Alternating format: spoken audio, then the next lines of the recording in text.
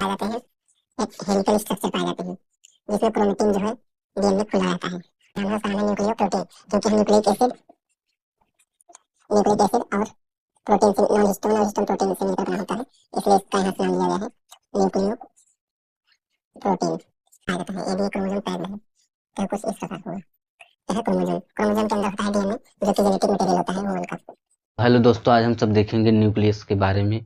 जिस प्रकार human body का जो ब्रेन है वह सबसे महत्वपूर्ण होता है, उसी प्रकार जो हमारे शरीर के अंदर जो कोशिका यानी सेल हैं उसका जो ब्रेन होता है वह होता है न्यूक्लियस। तो आज हम पढ़ेंगे न्यूक्लियस के बारे में।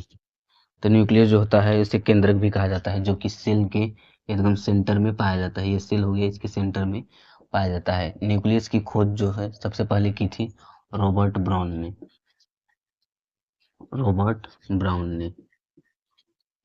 1831 में की थी दोस्तों।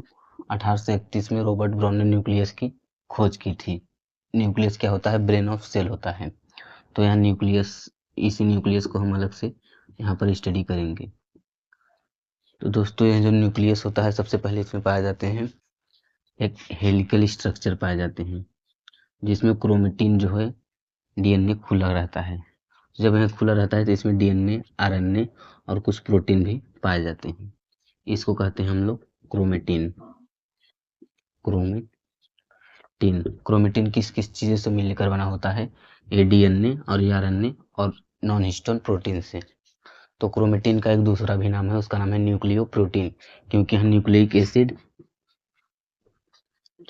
न्यूक्लिक एसिड और प्रोटीन से, नॉन हिस्टोन और हिस्टोन प्रोटीन से मिलकर बना होता है, इसलिए इसका यहाँ से नाम लिया गया है न्यूक्लियोप्रोटीन।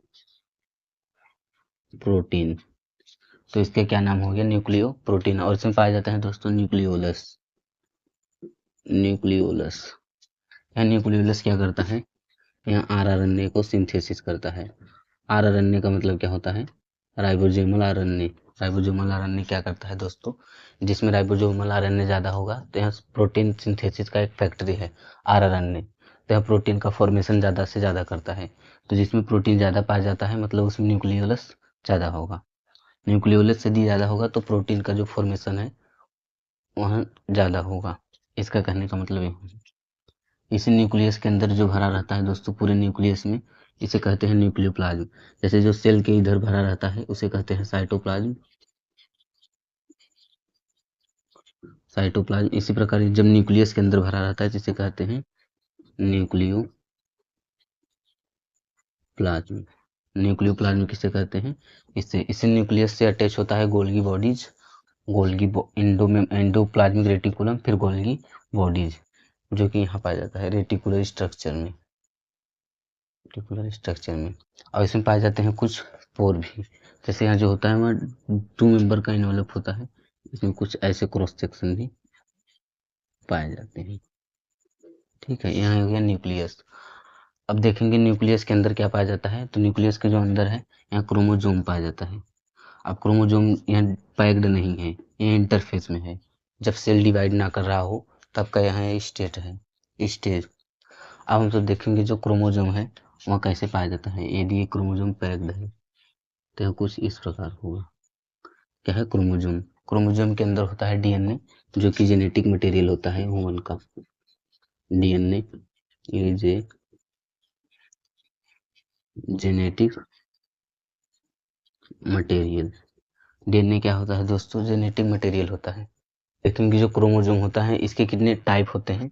तो क्रोमोजोम के जो क्रोमोजोम अरेंज होता है वह कुछ इस प्रकार होता है। इसके बीच में पाया जाता है सेंट्रोमियर। इसमें जो बीच में पाया जाता है क्या होता है? सेंट्रोमियर। इसे क्या कहते हैं? सेंट्रोमियर। और इसी के बीच इधर जो प्रोटीन जुड़ा होता है इसे कहते हैं काइनेटोकोर। और यदि हमें एक टर्म केवल लिए तो एक टर्म क्या हो जाएगा? क्रोमेटिड। तो यहाँ क्रोमेटिड, एक क्रोमेटिड, और यहाँ हो गया 2 क्रोमेटिड। तो क्रोमोजोम में क्या क्या होता है देखिए। क्रोमोजोम में एक क्रोमेटिड है, 2 क्रोमेटिड होता है, एक सेंट्रोमियर और काइनेटोकोर होता है। यहाँ क्रोमोजोम का हिस्सा है। तो टाइप्स ऑफ क्रोमोजोम्स कितने प्रकार के होते हैं?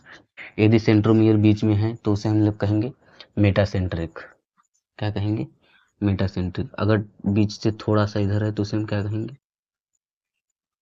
सब मेटासेंट्रिक। क्या कहेंगे? सब मेटासेंट्रिक। अगर इससे भी थोड़ा सा ऊपर है तो उसे हम क्या कहेंगे? जैसे इतना हो जाए। एलियोसेंट्रिक क्या कहेंगे? एलियोसेंट्रिक। अब टर्मिनल पे है तो टीलोसेंट्रिक। एकदम टर्मिनल पे है तो क्या कहेंगे? टीलोसेंट्रिक। तो हमने देखा जो न्यूक्लियस है इसकी सबसे पहले खोज की थी रॉबर्ट ब्राउन ने 1831 में। जो न्यूक्लियस होता है इसे ब्रेन ऑफ सेल भी कहा जाता है। न्यूक्लियस के अंदर पाए जाते हैं क्रोमोजोम। उस क्रोमोजोम के अंदर होता है हमारे जो डीएनए है, जो कि हमारा जेनेटिक मटेरियल है, जो कि कैरेक्टर को एक जनरेशन से दूसरे जनरेशन में पास करने के लिए। न्यूक्लियस क्या होता है? न्यूक्लियस को ब्रेन ऑफ सेल भी कहा जाता है। जिस प्रकार ह्यूमन बॉडी का ब्रेन सब कंट्रोल करता है, इसी प्रकार सेल में जो न्यूक्लियस होता है वह ब्रेन की तरह होता है। न्यूक्लियस के अंदर पाया जाता है क्रोमोजोम। उस क्रोमोजोम के अंदर पाया जाता है डीएनए, जो कि कैरेक्टर को पास करता है ऑफ स्प्रिंग से उसके चिल्ड्रन से उसके ऑफ स्प्रिंग में। इसके बाद हमने क्या देखा? जो इसमें डीएनए खुला रहते हैं तो उसे क्या कहते हैं? डीएनए, आरएनए और प्रोटीन पाए जाते हैं, उससे हम क्रोमेटिन कहते हैं। यहाँ क्रोमेटिन न्यूक्लिक एसिड और प्रोटीन से मिलकर बना होता है, इसलिए इसे न्यूक्लियो प्रोटीन भी कहा जाता है। और इसमें पाए जाते हैं न्यूक्लियोलस, जो कि आरएनए का फॉर्मेशन करते हैं, और इसके अंदर जो होता है और भरा हुआ होता है उसे कहते हैं न्यूक्लियोप्लाज्म। इसके बाद हमने देखा क्रोमोजोम के बारे में। क्रोमोजोम के 4 पार्ट होते हैं उसके सेंट्रोमियर के आधार पर कि वह सेंट्रोमियर कहाँ लोकेटेड है।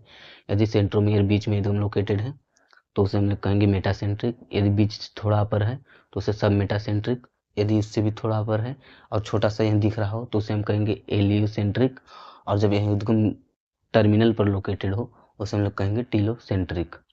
तो क्रोमोजोम के बारे में हमने देख लिया। उम्मीद करते हैं आपको समझ जो न्यूक्लियस तो क्रोमोजोम वाला टॉपिक है वह समझ में आया होगा। तब तक के लिए जय हिंद।